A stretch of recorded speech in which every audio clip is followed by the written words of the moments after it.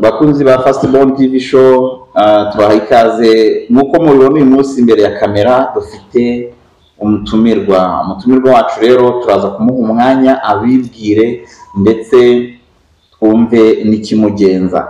Wowe rero wakoze subscribe kuri channel yacu turagushimira cyane, kandi tukubwira ngo komera ubuzima bwose waba urimo aho uri hose, wowe uri Kigali, wowe uri Burasirazuba, uri mu majyepfo, amajyaruguru, uri mu bihugu bidukikije, uri Tanzania, uri mu Burundi, uri muri Congo, uri mu Bugande, ndetse nawe uri Bwotamasimbi, ewe uri mu Burayi, uri muri Amerika se n'ahandi, tuguha ikaze kuri Fastborn TV show. Hanyuma nkubwira ni komeza wihangane kuko byose ni Imana ibigena. Umunsi urababaye cyangwa urishimye bikongera bigahinduka, Imana nipanga ni nayo igena gahunda zose z'umunsi. Umutumirwa wacu rero tumuha ikaze kuri Fastborn TV show, atangira utwibwira. Murakoze kumpa ikaze kuri Fastborn TV show. Amazina nitwa Kahama Jean Pierre. Ndi umugabo, ndubatse, mfite umudamu umwe n'abana 4. Urakoze cyane kwibwira abadukurikiye, ndetse ndakeka bakumvise neza cyane. Hanyuma gahunda yawe uje kutubwira ubuhamya bwawe bushingiye ku ki? Ubuhamya bwanjye bushingiye ku neza Imana yangiriye, kuko ntaraba umukristo nari mu byaha, ariko Imana igenda inkurayo. Yagira ngo uko Imana yangiriye neza umuntu ubasha kubwumva, nawe hari uwaba ari nk'ahandi narindi, ayo Imana yamukurayo, ineza y'Imana iracyahari. Yego. Tuguha ikaze kandi wumve umeze nk'aho uri mu rugo kuri Fastborn TV show. Murakoze kongera kumpa ikaze kuri Fastborn TV show. Nk'uko natangiye mbibabwira, amazina yanjye nitwa Kahama Jean Pierre. Yego. Ndi umugabo, ntabwo ndi umusore, mfite umudamu umwe witwa Liliane. Ni ukuri Imana rero yagiye ingirira neza, Imana igenda intabara. Nk'uko aka karimbo agiye kubaririmbira igitero kimwe cya kabiri kavuga ngo mu magana menshi y'abanyabyaha yantoranijemo kugira ngo mbe inshuti. Mu magana menshi y'abanyabyaha yantoranijemo ngo mbe inshuti, narabohowe niririmbira zaburi nyinshi mu mutima wanjye. Mu magana menshi y'abanyabyaha yantoranijemo ngo mbe inshuti ye, narabohowe niririmbira zaburi nyinshi mu mutima wanjye. Ni ukuri mu magana menshi y'abanyabyaha, mu magana menshi y'abarimbuka, Yesu yarantoranije. Nibajije icyatumye antoranya, nibaza icyatumye ankunda, kuko mu muryango navukagamo nta muntu wari urimo wize ngangize kaminuza, nta muntu wari urimo wari ufite imodoka, nta n'uwari urimo wari ufite amafaranga menshi wenda ngo Yesu abone ahera antoranya. Ariko ndashimira Yesu kuko yambatuye akankura mu byaha. Amen. Nkiri umwana nakundaga gutinya, nkatinya, kandi nubwo mwumva mvuga gutyo navugaga ndedemanga. Kugeza ku myaka 9 nyadedemangaga. Iwacu nabona haje abantu nkihisha, babaga bahishije inzoga cyangwa se bataruye, hanyuma hagira baza baje kwivumbira, njye nkinaga mu nzu hazasohokamo uko abavumyi batashye bagiye. Niba nararwaraga intinyi ubwo simbizi, kuko nari umwana kandi nzi ko intinyi zirwara abantu wenda bagiye gushaka. Yaje gukira gute? Dore uko byakize ni Yesu wabikijije. Ku myaka 9 naratinyaga, ariko ngeze ku rusengero baransengera, nuko byabindi bigenda bimvamo, urumva ko mvuga neza nta kibazo. Ngo wakijijwe ufite imyaka 9? nakijijwe mfite imyaka 10. Yego. Ntangira kwiga muri Ecole de Dimanche, baransengera, baramfasha, kandi nabwo ikibazo nagize, nakijijwe ntaha mu muryango udakijijwe.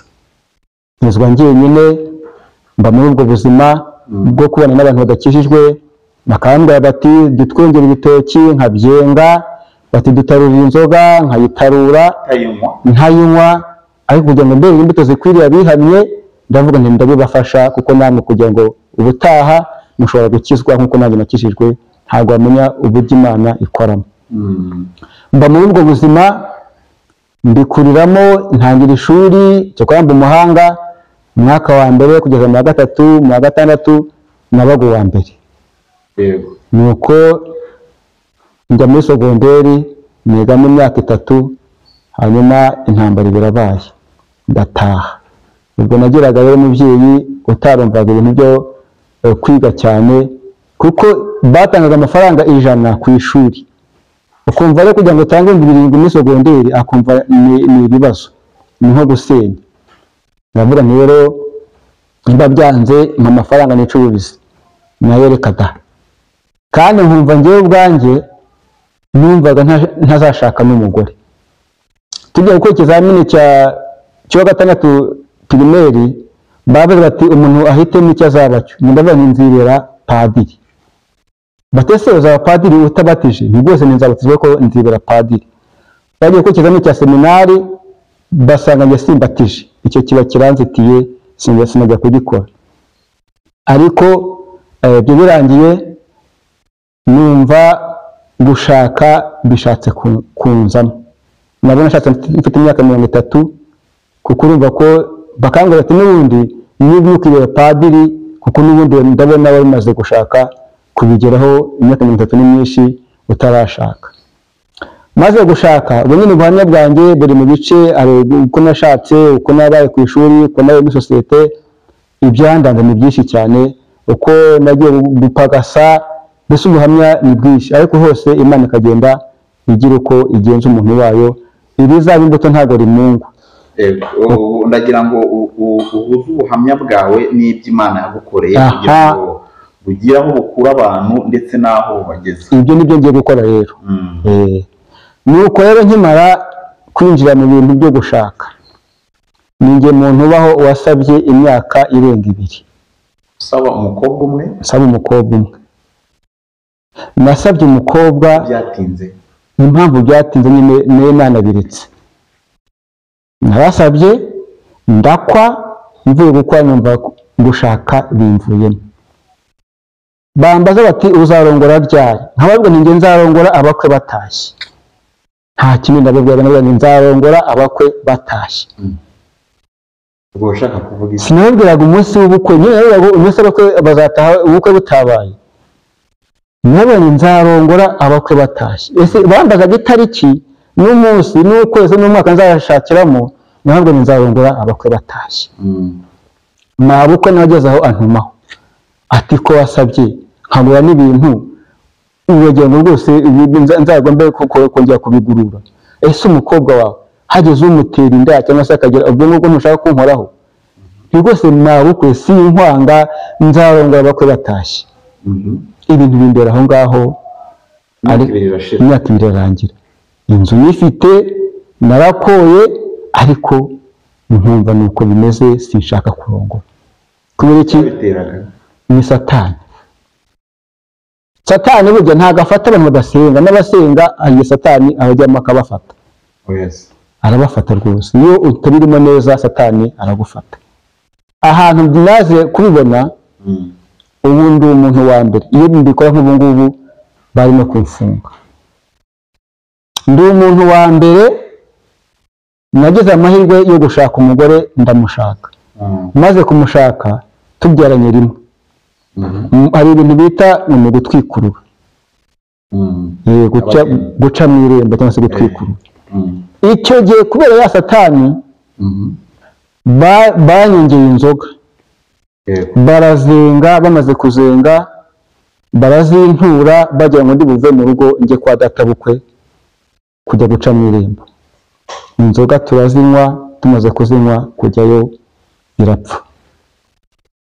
bumutse igisharagati, batiriye intebe, babaza inka, babaza ihene, ibintu byose babyiteguye, nta kindi kintu kibyihishe inyuma, gusa inzoga bazanye turanywa, tumaze kunywa, hanyuma kujya iwabo. Wumvaga bitakurimo se?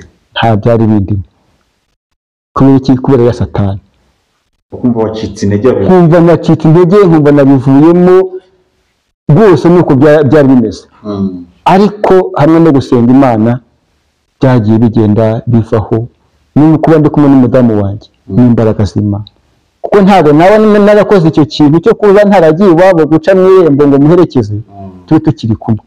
Ariko kubera imbaraga z'Imana ubu turi kumwe, nta kibazo, turabanye, turasangira, twa data bukwe tujyanayo, kuko bya bindi byose byavuyeho. Yego.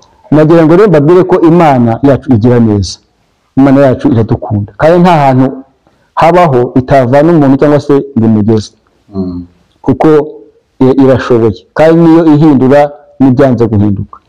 Nk'uko rero hari iri jambo rivuga ngo dusoma mu butumwa bwiza kubonetswa na Yohana ibice byayo 3 ku murongo wa 16, niho havuga ngo kuko Imana yakunze abari mu isi cyane byatumye itanga umwana wayo w'ikinege, kugira ngo umwizera wese atarimbuka, ahubwo ahabwe ubugingo buhoraho. Niwizera Yesu ntabwo uzarimbuka, kandi azaguha n'ubugingo buhoraho, kuko Imana yacu irashoboye kandi Imana yacu izi byose. Kubw'izo mpamvu rero ubuzima bwakomeje burangora, bumaze kungora ndagenda negera abavandimwe banjye, ndababwira nti nimumfashe. Mbabwije ukuri, mu muryango w'iwacu ninjye muntu urimo wari ukene, kandi njye nanarize, abatarize barakize. Sinzi icyankeneshije rwose, nanjye nabyisanze. Wari wize ugeza? Narize ngera mu mwaka wa 5 w'amashuri yisumbuye, biba ngombwa ko mpagarikira aho ngaho. Ndagenda njya mu kazi nkakora bikanga. Akazi kameze gute? Akazi nakoze bwa mbere nigishaga abana bo kuri Compassion, ahantu bita Ikiramuruzi. Nakoze imyaka 2, nabwo kubera imbaraga z'Imana. Nagiye njya kwiga, ngezeyo amafaranga ya minareka yagombaga gutangirira, birangira batayaduhaye. Ndavuga ngiye kwikurira amafaranga. Mbabwije ukuri, namaze imyaka 2 kubera Imana, uwigishaga abana yise ajya kwiga mu wa 4, nanjye ndagenda, ntibari banzi, nta n'icyemezo cy'idini nayo natwaye, ariko baranyakira kubera Imana. Akora imyaka 2, maze gukora imyaka 2 subira mu rugo ndataha. None ngeze mu rugo rero nibwo nahise ntangira ubuzima busanzwe bw'urugo, nkakora bikanga, nkahinga bikanga, nkorora bikanga. Ninjye muntu wabanguriye inka inshuro 10, inka yanze kwima. 10 inka yanze kwima. Nta kindi kibazo ufite? Nta kibazo ufite, nkegana mu ifamu bikora niba bagamo nkayibangurira bikanga. Birashoboka se? Byarashobotse pe, ibyo bivuga ndi mugabo kubihamya, nabikora yabihamya, nabo duturanye inka yo kwa Simoni babihamya. Inshuro 10 biranga. Bavuga nti ibintu ntibishoboka. Yari yawe? Yariyo, nayo ndagiriye Simoni, ariko nkazakuraho iyanjye, ubwo biranga. Ndavuga nibwo nta kundi twabigenza. Ndavuga nti ibintu nabyo ni ubuhamya ndimo gushaka nyine kugira ngo Imana nintabara izantabaye nta kwisubiza Simoni. Nyuma yo nishuje Simoni, hanyuma areba ukundi kuntu angenza, kuko byari byanze. Ikindi cyakurikiyeho, naje korora inka y'umuntu. Nanone uko twahingaga mwa veterineri, nanone bayicishaho bagiye kuyigurisha. Ninjye yiragiye, ntabwo bigeze bambwira bati inka wari uragiye bimeze bite. Rikada, barazitura barigendera. Umudamu ati ntabwo bishoboka, ati turashwana, ati kuko inka ntabwo ari kuva mu rugo. Ntihumura, ibitari byacu bireke bigende. Umuhungu ahindukiye atwira amafaranga 3,000 byonyine ngo nibyo uko twayiragiye. Hanyuma mbere ntihumura, kitari icyabura kireka kikagenda, tugeze Imana yacu hari icyo izadukorera. Nukuri Imana yacu irashoboye, kandi nukuri ntabwo igisubizo umuntu wese uje ayisanga. Kandi icyo ngira ngo mbabwire, mutegereze nihanganye, nimba hari ijambo Uwiteka Imana avuganye nawe uhumure rizasohora, naho ryatinda ariko rizasohora. ntabwo igireshya, ntabwo igireshya, ntabwo ari interenganya ngo ivuge ibinyoma, ntabwo ijya ivuga ubujajwa, icyo yasezeranyije umuntu izagisohoza. Kandi uhumure, ukimara kuvuka dosiye Imana yarayikoze irayuzuza, ubuzima bwawe bwose buzamara ku isi Imana irabuzi kandi niyo izi uko uzabaho. Ni ukuri rero Imana yagiye intabara igenda indengera. Hari igihe nageze i Kayonza ndimo kumanuka habita kuri Modern School, hanyuma byari mu kwezi kwa 4 2026, hanyuma imodoka iramanuka 2016 imodoka iramanuka inkubita hano mu kigo kuboko televiziyo imodoka agiye kudepasa ku yindi inkubita yihuta cyane, inkubita televiziyo mu kigo kuboko. Abanyeshuri bari bari kwa bibiri bati ahari ashobora kuba apfuye. Hanyuma ndahagarara bati nubwo ahagaze ariko mu kanya arapfa. Hanyuma rero Imana igenda indengera, mbona simfuye, nuko bigenda bityo. Nicyo wabaye, ntacyo nagiye kubona, mbona ndahagaze. Hanyuma Uwiteka Imana mbona koze ibitangaza. Buracya uwitwa Rasito hashize iminsi mike arambwira ati jya kwaka akazi i Kigali. Urabona ibi byo kujya mu rusengero, umuntu akavuga ati reka njye mu rusengero, bazatenya amafaranga yo guha umukozi w'Imana igitike cyangwa se agende. Nuko nanjye nagiye mu mujyi wa Kigali, ngenda ngiye kwaka akazi ko kurinda amashyamba, njya kuri Minisiteri y'Umutungo Kamere. Hanyuma ngezeyo itike inshiriraho. Ndi umuntu wavuye i Kigali n'amaguru ntaha iwacu Mpondwa Gatsibo, naraye mu nzira rimwe ibirometero ntago wabibara. Ubwo waraye mu nzira, naraye mu nzira ahantu naraye ndahakubwira. Nyuma mu ngwa n'imbaraga z'Imana ziriho kandi icyo uzaba ntaho kijya, kandi Imana ishaka kuzakuvanamo umuntu muzima ikurindira mu bikomeye. Navuye i Kigali mfite amafaranga 250 yonyine. Uko nitegaga moto ngenda nagiye kwenda mbona ndashiriwe. Ndaza n'amaguru. Nageze Kayonza bwije cyane kuko nari narigeze kuhaba. Reba Kigali uramanutse, Remera, Kabuga mfashe Rugende, Nyagasambu mfashe Rwamagana, ndaje mfite Kayonza. N'amaguru naraye mu ibagiro hamwe babagira inka aho bacuruza inyama ku isoko. I Kayonza aho niho naraye. Nta handi nabonaga ndi burare kuko niho nabonye hakinguye, nitwikira ikote. Nijoro imbwa ziza kundya, imbwa ziraza zihunahuna amagufwa zije kora nyine ahantu babagira, nakunyeganyeza gutya zikiruka.